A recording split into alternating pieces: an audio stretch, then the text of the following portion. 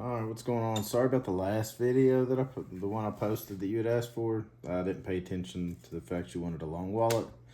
So this one, which I'll save it and have it in case anybody else ever needs it. But this one I'm making, just to do it on a long wallet. So this is one panel of, it's called the Barrett. It's my long wallet. So this is my version of the long wallet, 2 bill pockets. And what I'm gonna do for you is one panel of the long wallet. Show you how I do. So it's 3 T pockets, 1 base pocket, and I'll show you how I do it. And this one's probably been carried for about a year. I just recently switched over to a different wallet, but anyway, that's what I'm gonna do right now. I'll talk through it, and you can mute it or fast forward or whatever. I'll throw some tips at you the best that I can. By no means do I know everything. I don't pretend to. I don't.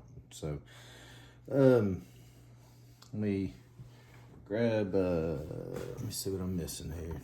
Punches and thread.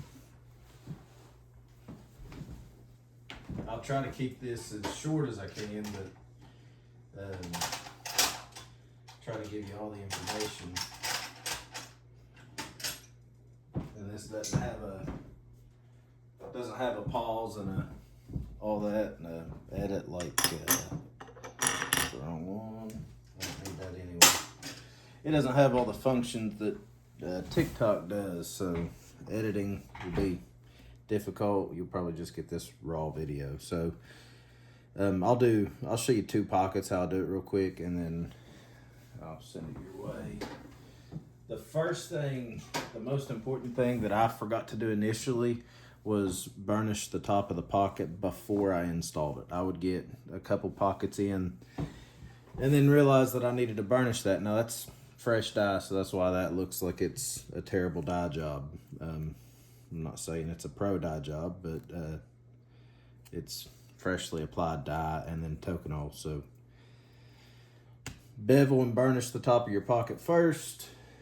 And if I tell you anything that you already know, I apologize. I'm not trying to degrade anybody. I'm just trying to think of things that I didn't know that would have been beneficial for me at first.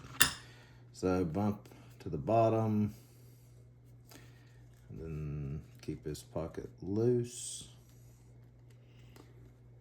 Lined up on that side and that side, and then bump to the top. Weight there. Now, I weight at the bottom. I'll spin this around so you can see it. Now, I do 4 millimeters. Let me check. Should be pretty close. I do 4 millimeters, yeah. For basically all my stitch lines on a wallet. Whether that's right or wrong, I don't know. But there is some formula to it. It's basically like the width or the thickness of your leather, your whole article. It's something like that. So anyway, I got a line, same way I showed in the TikTok video. Go ahead and punch it.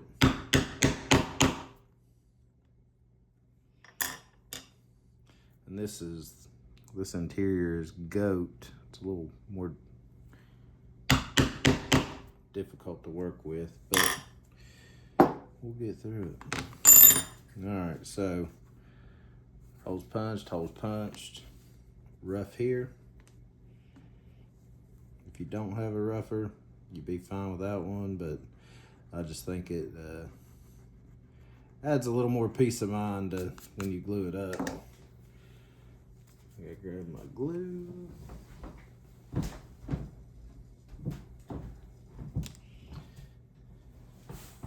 So something else I do on pockets whenever, so I bevel the front, and then I do a line of Tokonol and burnish with a slicker.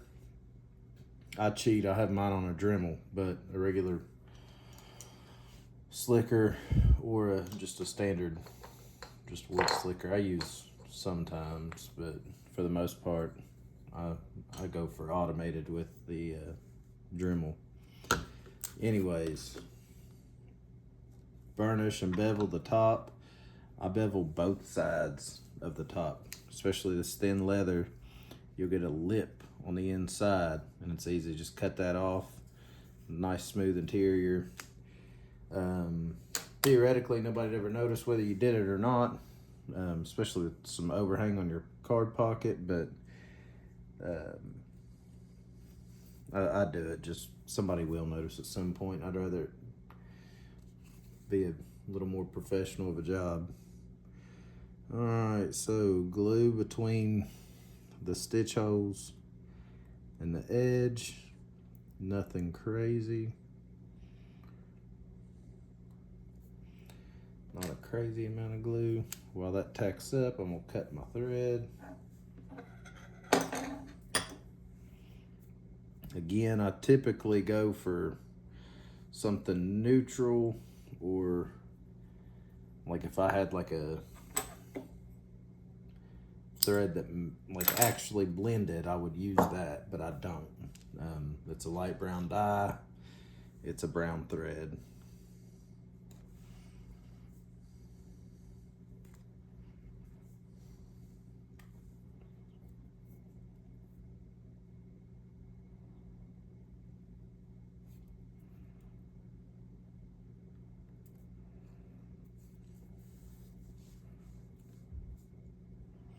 Trying to rush through as quick as I can so I'm not sending you a 30-minute long video.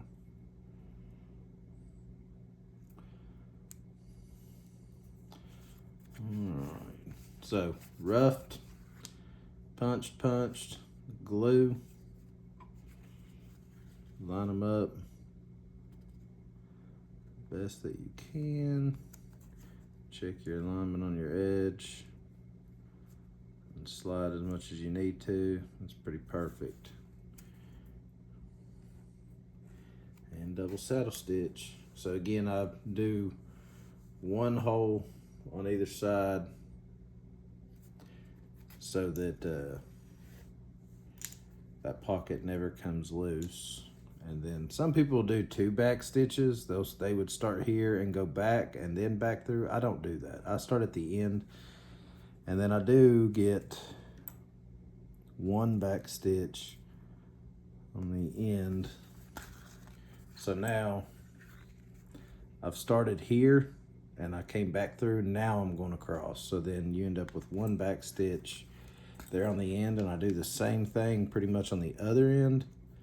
Now I'll do on the exterior, whenever I stitch this in to the exterior, which I'll show you the exterior in a second, but I'll just show you. So I did a basket weave and then sunburst dye. Pretty happy with that. But when I stitch this into that, I will go back and I'll do 2 back stitches on it, because it's just, you're not going to get a lot of stress on this thread or on the bottom of this pocket, and it's glued and stitched, so this thread's pretty stout anyway. I have a coal iron. I was testing I'm from Kentucky, so we do some country shit around here, but I got a coal iron that I was at work one day and a guy said, how tough is that thread? And so I got some out and we picked up a 25-pound coal iron with a piece of this thread. So I'm not worried about it coming loose, especially with saddle stitched. So I'm probably making you sick flying around all over the place with this, but I'm trying to get it knocked out.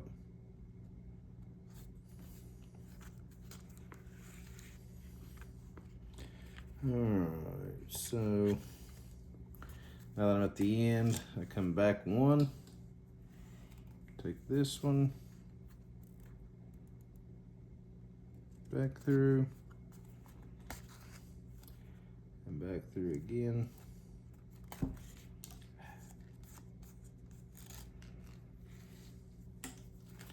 Alright, now I have in the past tied this. Just tied it, nothing crazy, just tied it. So there was no possible way for it to come loose. But I had one project that it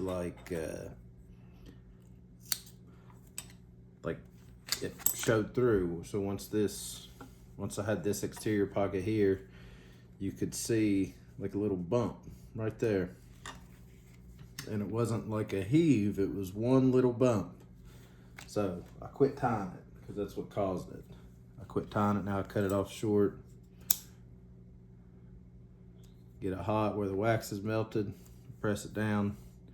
Yes, you see that, but it's fine. All right, now, so that's that bottom T-pocket. I'm gonna do the same thing here, except I don't need to do anything other than line this pocket up where I want it. Hold the sides so I have some tension. And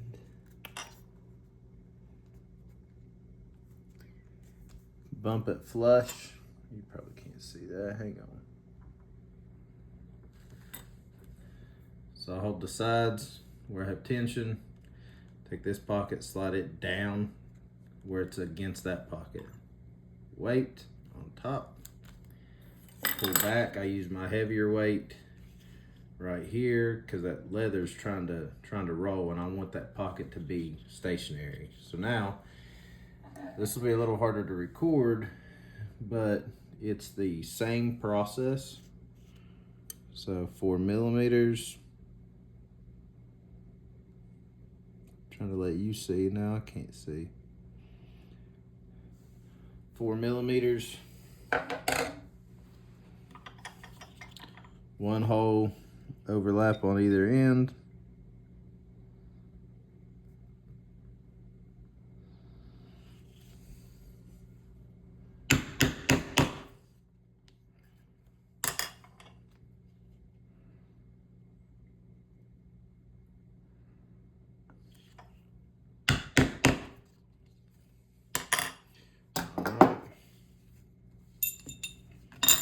Holes punched. Now, a little bit of glue.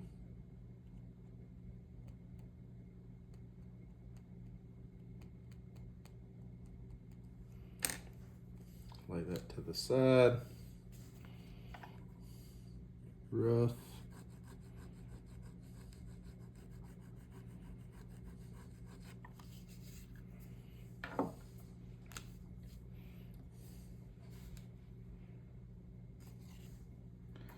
Take that thread off.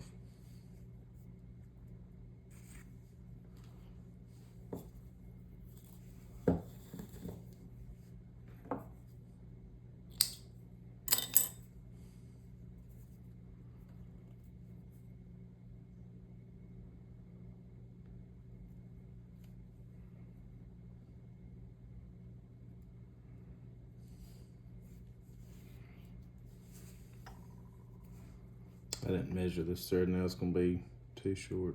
I doubt it, but we'll see. Just trying to speed up. I had too much last time. All right, so same thing. Line up the holes.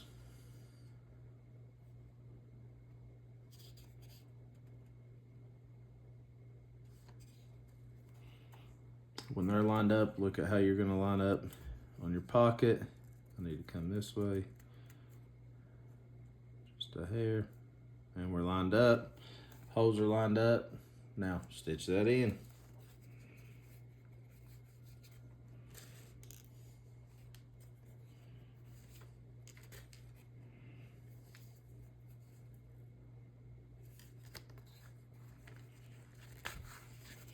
And then I'm not gonna record it because we're already at what, 15-minute video here, so I'm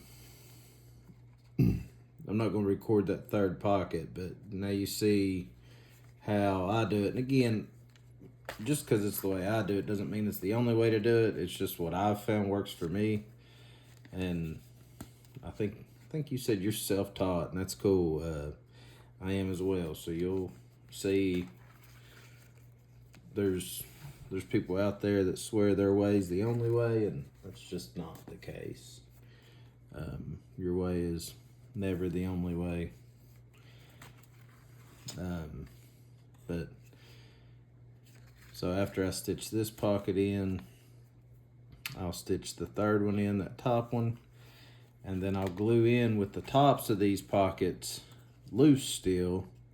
I'll glue in the front pocket. Give me just a second, I'll show you what I'm, be easier to show you. I got 2 holes left and cut, and burn this thread and then I'm done. I'll show you what I'll do next. And then any questions you have, feel free to send them my way. Reddit's a good resource. If you're not on Reddit, I do recommend Reddit. It's just like Facebook though. There's all those people that think they know it all and they're gonna critique anything you do, no matter how you do it. And they're the kind of people that their way is the only right way, and be cautious of that. All right, cut that off. Burn it, press it. Burn it, press it. All right. So now, next thing I'll do is I'll stitch this one in, same thing, lay it flat. And so basically, once I get that in, I'll stitch the bottom on that one just like I did those other two. And I'll lay this down and I'll rough this edge and I'll glue the pocket side. I'll mark and rough this edge though, but I'll glue the pocket side and I'll lay it in. And all I'm worried about as far as alignment goes is the sides. I don't care about the bottom. I can trim it off, either the pocket or the actual bottom piece. So I'll lay that in, let that glue set for just a second, and then you'll be able to pull these up. And I'll rough, when I rough for this pocket, I'll rough this whole edge and this whole edge. And so at this point is when I'll come back and I'll glue one side of these pockets in. I'll lay this one down, then the second one down, then the third one down, and they'll be glued in. Then I'll go back, do the same thing right here on this side. Start at the bottom, glue it in, glue that one in. Then this panel will be done. Well, I say that, stitch one side. I'll run a stitch line here. This will be the inside. I put my maker's mark to the outside. So I'll stitch this line right here, again 4 millimeters, and then I'll dye and burnish this end, bevel it all up. It'll be done, this inside piece. Once that's done, I'll go ahead and glue it in to this wallet and ignore the fact that there's too much on top. Leather shrinks, so I cut this panel so longer, and that way whenever I go to install it, I only have to worry about aligning this side and this side, and then I trim the top to fit. So once it's glued in, I'll flip this whole piece over, lay a straight edge down, and cut that piece off, so then it's flush, and then it's a little light sanding, and then it's done. So all right, well, feel free to let me know if you have any questions. I hope that was helpful. If it's not, just ignore the video. And but anyway, let me know if you have any more questions. I'll try to help any way I can, or I'll send you to somebody that can. So later.